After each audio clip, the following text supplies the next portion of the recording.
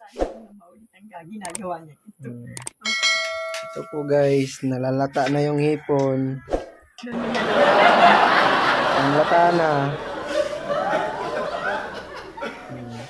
Simula po yan kanina nung hindi pa ako nagising. Hanggang ngayon, palapit na ako matapos sa aking paglalaba. O, tingin ka muna, love. Ayan daw yung tamang paglilinis. Ayaw na makinig. Kakapanood yan ng YouTube. Mula umaga hanggang hapon. Ano masasabi mo, mama? Siguro yun ay panghapunan.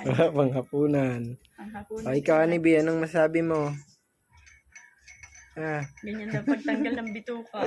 Ganyan na pagtanggal ng bituka, ha, guys. Oh my God! Wow! Oh, ayan. Para di makapangakyat. Baka kasi daw mabuhay pa pag kainin namin. Talagang binarder yung talagang para natin na yata isang amin. Nalung na nga. Wala nang lasa yan. Wala nang ang lasa. Namumuti na. Tingnan mo. Hinahanap ko nga yung pinapatanggal dito bito kaya nasan eh.